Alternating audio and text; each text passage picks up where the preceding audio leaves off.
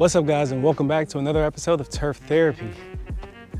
That granite is looking fire.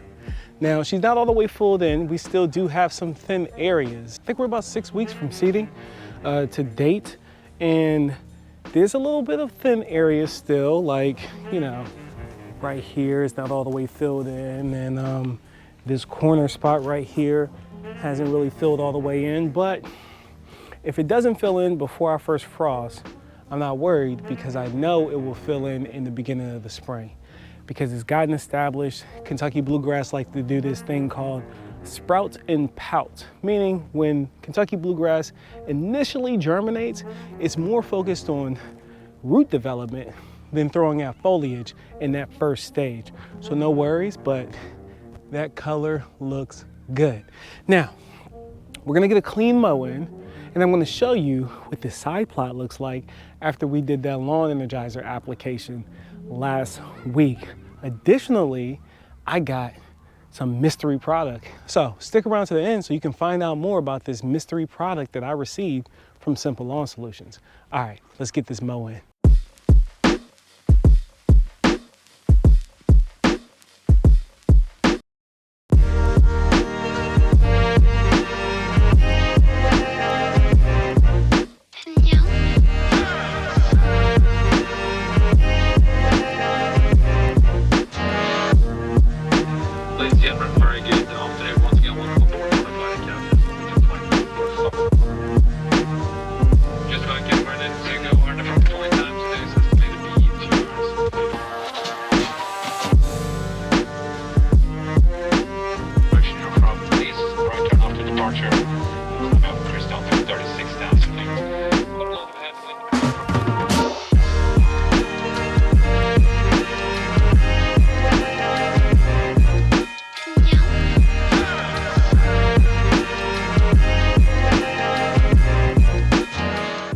Okay, guys,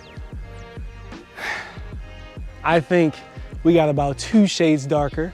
What do you think? Let me know in the comments below.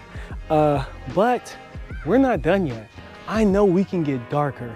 I have 2 weeks leading up to Halloween, and the weather forecast is already showing that, yes, we are going to take a pretty deep dive, about a 10-degree dive. We'll be averaging 50s and 60s from here on out. After Halloween is what it looks like.